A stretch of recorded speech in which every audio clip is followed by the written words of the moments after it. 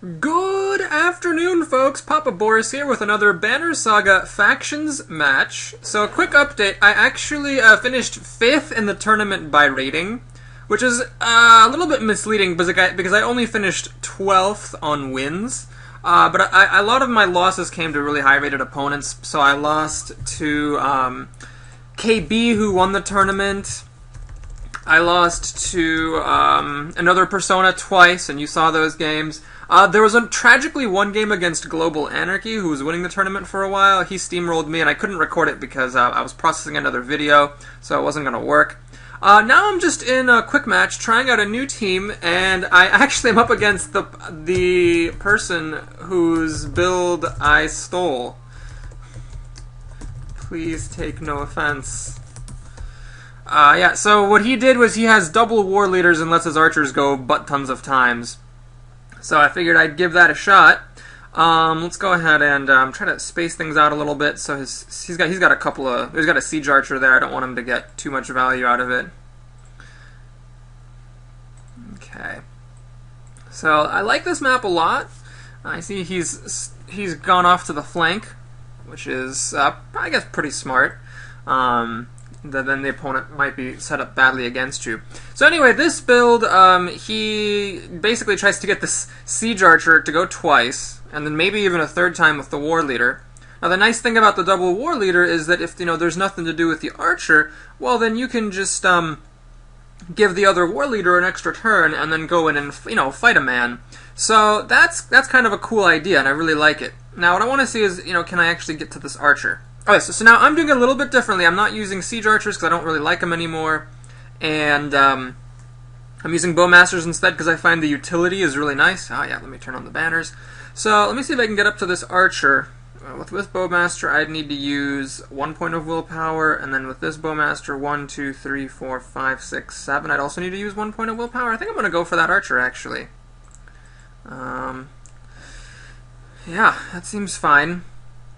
Especially if he gives her another turn and brings her within shooting range of my archer, that'll be great. So this archer goes first, I'll shoot off her armor, the other archer goes second, and I'll use the bowmaster's ability to shoot her from a distance, and then I'll give her another turn and shoot her again, and she should die. So, yeah, I don't think it'd be smart of him to bring his archer within shooting range of my archers, but we'll see. We'll see what he decides to do. My raid masters go forward. Nothing fancy here. So one thing that I'm kind of curious, and let me know what you think in the comments, this archer, given that he is, she's kind of like the cornerstone of the build, coming in pretty aggressively and shooting multiple times, I feel like she really sort of begs for 9 armor. And if that means taking off a couple of points of willpower, that seems worth it to me. But we'll see, I don't know, it's difficult to say. So okay, if she shoots me again from where she's currently standing, 7 minus 4 is 3, 4, 5, 6, 7, 8. She can actually kill this archer. But my other archer is going to get to shoot her before she goes, which will lower her strength. So I'm not too worried about it. I just want to make sure I don't put my archer within comical range of his warriors. So let's go ahead and kind of duck my archer over here, let my warrior come up if that needs to happen. In fact, I could have ducked her down another step. Let's just do this. So I do have to be careful because with this war leader, he can give this war leader an extra turn, so he could have come in here if I moved my archer any closer. So now, if he gives this archer an extra turn, that's fine. This bowmaster will be able to shoot her for 8 minus 3 is 5. Oh, what? Am I actually going to kill her? Holy cow, I think I'm going to kill her. Yeah, she's dead. This archer is dead, because 8 minus... I forgot about the low armor. 8 minus 3 is 5, and then 6, 7 from puncture. That's a dead archer. So this is a good illustration of why the armor matters. If she'd had 9 armor to start with, she'd have 5 armor now. And then 8 minus 5 is 3, 4, 5. Sure, it'd be a neutered archer, but at least she could get another turn. Now, the war leader moved and then didn't give the archer an extra turn, which is smart, because this archer's dead. So, yeah, let's just go ahead and kill her. You really, really, really, really do not want to give extra turns with a war leader to a unit who's about to die. Not only does it waste the war leader's ability, but it effectively wastes an entire turn for your whole team. So it's very, very important that you not do that. Okay, so now we engage my strategy here. I'm going to give this archer an extra turn with one war leader, and then this archer next turn with the other, so we're going to go ahead and shoot his war leader a couple of times. So I'll take 4 armor off, his armor will be down to 6. 8 minus 6 is... he's got a backbiter there. Nuts! Well, okay, so that's a very, very good positioning by the backbiter. That's going to save him a lot of damage. So let's see, 8 minus... 11 minus 4 is 7. He will be missing 3 armor. So it's like I'll have an attack of 9. So I'm only going to deal 2 damage to him from range. That's highly unimpressive, actually. It might be better to go after this backbiter now that I think about it. I think I'm going to do that. This war leader can wait. Yeah, I'm safe. Yeah, let's just go here. Give this archer another turn. You have to be kind of careful how you do this. But since I'm giving both my archers extra turns, I think it doesn't actually matter which one shoots first. I hope I'm not mistaken in that. So I'm going to shoot armor off this backbiter. Yes, he's going to be down to... let's see. Oh, wow, I did not see that coming. Well, that's okay. I'm not shooting for strength anyway, so that's fine. That's a little bit annoying. Let me duck out of... or try to duck out of range if I can of her. It's a bit tricky because the archers have very, very long range. Yeah, there's really no way I can get away from it, I don't think. But I might as well not give her a free kill. Let's go up here and take my shot from here. So this is where, you know, I do kind of wish I had another point of an exertion, although I don't know where I would remove the stat point from. I don't want to get rid of willpower because now... you know, I actually can't use it all. I don't really want to get rid of armor either. Maybe I'm just going to have to settle for 8 armor. The thing is, shooting 5 armor off, I'm noticing, is a pretty significant thing, because if you shoot off 4 armor, that gives a 2 puncture bonus to the other archer, but on only 1 puncture bonus if the unit stands next to a raider. And so now, with this... that's annoying. So yeah, but now with both his raiders teaming up, this guy is, you know, good and hardy again. But I'll stick with my plan, it's fine. I'll still shoot his armor off. And call it a day.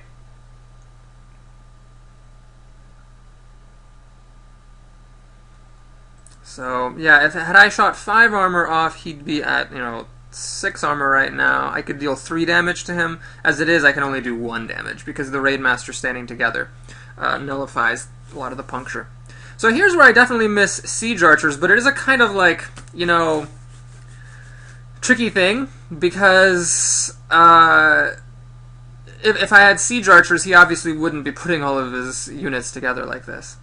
Okay, so the problem now is that with his other war leader, he can actually give this war leader an extra turn and kind of come back down here. But I think I'll be able to tuck my Raid Master back over here and protect myself for a little bit. So I'm not going to worry about it just yet. What I am going to do is get within shooting range of that backbiter. And I want to try to do it in a way that if he approaches my archers with his backbiter, he's going to have to suffer for it. And I think this is the way to do it, because no matter where he stands, one of my war leaders can then hit him. Okay, so let's... actually, no, if he stands right there... yeah, this archer is unfortunately positioned. Well, I'm going to do it anyway, just to give her some extra armor. Hurry! And then shoot more of his armor off. Alright, so now he's definitely ready to be shot and hurt. Unfortunately, one of my archers is, like, most of the way dead, and the other one's in a pretty vulnerable spot. Alright, so he's giving the war leader an extra move. And unfortunately, I don't really have any great... oh, you know what? I really messed up putting my archer here, because now if I move my Raid Master down here to protect my warrior, he can just move over here and hit the archer. Then again, if he hits the archer... oh my gosh, this is not good, because she's not going to die, and this archer is going to be blocking my war leader from coming up to hit him. Oh my lord, that is not good. Well, shucks. Jesus. That is no good. Well, I'm gonna... oh, why did my archer go here? That's so frustrating. Alright, what I'm gonna do is I'm gonna hit this guy. That Raid Master is pretty much dead anyway, so while he will be able to hit this war leader and do some serious damage, at least I'll be able to move him out of the way and then retaliate with my other war leader for more damage, and hopefully that'll make it worthwhile. Alright, I guess he could also kill my Raid Master if he wanted. Ah, no, he's going to go for the hit on the warrior. Can't blame him. Alright, so there we go. Now, what do I do at this point? Well, I think I could just actually hem in this backbiter. Which one goes? It's this one. Yeah, let's hem him in, and let's deal some damage, because I don't really want him getting to my archer. Might as well. I mean, the other backbiter will be able to get to the archer, but might as well make him work for it. Don't see any purpose in using willpower here, so I'm just going to hit him for 7 straight damage. That should be fine. Wow, okay, so this is a good lesson for this map. Don't put your archer right there, because that is a really bad place for her to stand. Alright, I'm actually going to, yeah, let's actually move my war leader up like this. I think that's fine. I can actually hit this guy for some damage, and I might as well spend the willpower. Well, let me think. I don't actually want to kill this guy. 15 minus 6 is 9. Yeah, this is fine. I'll just gimp him with my other guy. Because I want to spend this guy's willpower since he's potentially dying soon. And this one will gimp his dude, and I want to leave this dude gimped because he cannot break armor, and he's out of willpower, so that is definitely the kind of unit I don't want to kill. He's also out of position, he's not blocking anything in. That's all fine. All fine. Alright, now it's kind of unfortunate the backbiter did get to do his 6 armor hit, and now the archer, of course, can absolutely murder my raidmaster. This is a match I might lose. I kind of like playing these quick matches for practice because it does sort of take a lot of the pressure off. Let's put my archer there. Let's shoot armor off of his war leader just because that is the most dangerous target. He's doing very well playing this game with his units all clumped up. I'm not putting up any warriors there, so you know he doesn't have to worry about collateral damage, and I don't have any siege archers, so he doesn't have to worry about his units standing together. That was something I hadn't really considered. I kind of took it for granted that putting your units all together like that isn't great, but now I'm realizing that actually when you don't have siege archers and when you don't get your warriors up, people can just totally abuse the raidmaster's passive, and of course that gives them a huge advantage in fights. Now, I could be doing the same thing, obviously. I could also have put my raidmasters together like that and had a warrior come up. So maybe that was my mistake. Now, here, interestingly, I have a choice. I could either go here and gimp the backbiter, or I can go here and gimp the war leader. That's an interesting call. I'm not sure who is the better thing to get. With 10 strength, is this guy an immediate threat? I mean, he can't really reach anybody, is the thing. So I can come back for him later. 1, 2, 3, 4, 5, 6. Yeah, I can come back for him later. I'm going to go up here, actually. This could be a mistake, of course. It always could be a mistake. But I think that war leader's out of position, and 10 strength is not super threatening. So I'll just hit this guy. Now, do I want to gimp him all the way with willpower? Let's do it. Let's gimp him all the way. I'm going to just forget about him. I've got willpower to burn.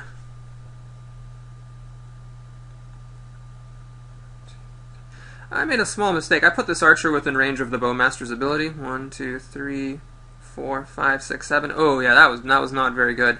I should have maybe gone for a different target than the war leader. But now this archer is just going to be able to use a point of willpower and kill mine, which is sad. Alright, he's going for the kill on my raidmaster. So my raidmaster's gimped, another one's dead, my warrior's damaged. I've really only got one good unit, this war leader back here. So things are looking a little bit scary. But let's go ahead and continue on with the plan. I'm going to step back and let's shoot armor off of his war leader some more. You know, if this archer manages to go without getting damaged, I might be able to get in a puncture shot with my active ability on this war leader, and that would really help. So he's lost 8 armor. That's like another 4 strength. So 9 minus 2, 7 damage. Yeah, that'd be pretty great if I could get that. We'll see if he realizes it and moves out of the range of my bowmaster. Alright, so who's up next? My gimped raidmaster. Well, I think the perfect thing to do with him is to get armor off of this archer. Oh, he's taking an extra turn. Oh, nuts. Well, that changes things a little bit, because actually now he can step in with this war leader and hit my archer and deal damage to both my war leaders. So the question is, how much do I care about him killing off that archer? That's really the question. You know, the answer is I'm okay with it. I think I'm okay with it, because that means he's going to stay within puncture range. So I'll goad him, and what I want to do is get some armor off of this archer, because she really needs to get that armor taken off in a hurry. Alright, so we'll see if he decides to go for the kill on this archer here. He's probably going to be tempted by dealing the extra damage to my war leaders. But, you know, I think it's a fair trade, because I'll still get to do puncture damage. Oh, he wants to kill off my raid master. Interesting. Okay. Well, pretty clear, nothing much to do with this warrior except kind of go over here and hit his guy for some more damage. Is there anyone that I could usefully give an extra turn to? My archer's already coming up next anyway. Yeah, I need to clear out space for my other war leader to come back here if necessary, so let's go kind of all the way over here. And yeah, let's use up that willpower. And just get him down. So I'm being a bit spendthrift with my willpower, but I feel like when you're losing, that's pretty fair to do, just because, you know, if you're on the brink anyway, you might as well spend it. You know, yes, you could be wrong and spend some willpower that you desperately decide you need later, but at the same time, you could also end up losing the game before it even has a chance to matter. Okay, well, yeah. Oh, it's this archer who's up next. Shoot, that's not what I needed. Well, anyway, I still get some pretty good damage. I'll take 6 damage off of his 15 strength guy. That's fine. So, yeah, that's okay. It's not as good as it could have been, but at least I got to do one more thing before his archer shot me to death. Alright, now one thing I could do with this war leader who goes is kill off his backbiter, and also kill off his other backbiter, who has got 3 willpower, which is, you know, saving kind of 3 armor off my team. It's normally not a good play to do such easy killing like that, but at the same time, I'm kind of tempted because that would mean that he doesn't get to rob me of 6 armor, and his war leaders really can't break armor. So I'm gonna take a chance here. Let's do this. Let's kill off his guys. And I recognize that it allows his war leader to come up and hit me when it's his turn, but that's a chance I'll take. Plus, oh, my archer gets to go next, so yay, I can actually shoot him. And do some more puncture carnage.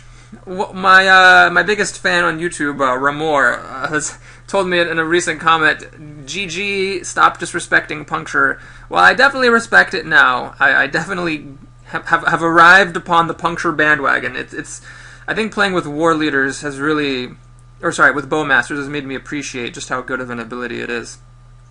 Now, can he reach me with the bowmaster? No, he can't. So, let's use my ability and take 7 damage off this guy.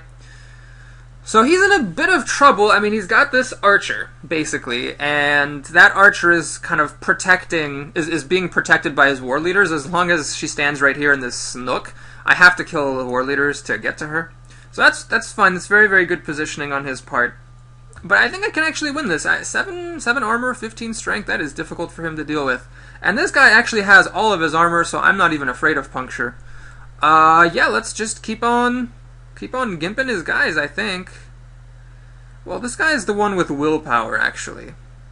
So even though he has a little bit more strength, the extra strength is kind of irrelevant against my huge butt tons of armor, and it's the willpower that is important. Because he could actually, like, spend 2 willpower and just deal 2 armor break to me, whereas this guy, with his 5 strength, still can't do anything, but he doesn't have any willpower to, like, you know, break armor or give his archer a turn or whatever.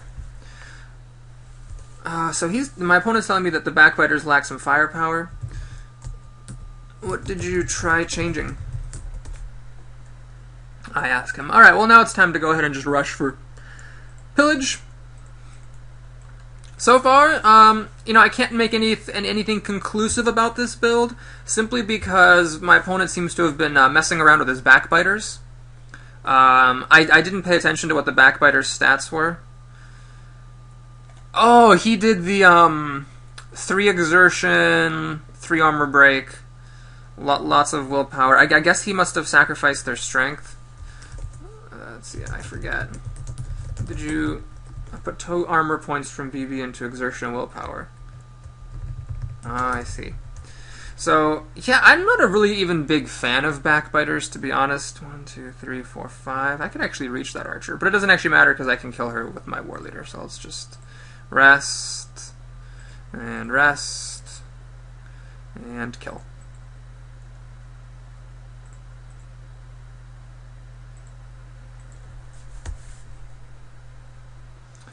So this is also an interesting lesson about backbiters. I'm not sure if, you know, this game is conclusive, But it does seem that going for the high armor break is something you have to at best do carefully, and at worst might not be worth doing, because those backbiters did go down kind of easily. Well, thank you so much for watching my game. As always, if you liked it, please hit the like button and or subscribe. The next tournament's starting in a day, and I don't think I'll be able to play the full games, just as I wasn't able to play the full 30 for this tournament, but I'll definitely do another set of videos for that tournament and see what I can do. Alright, thanks for watching. We'll see you next time.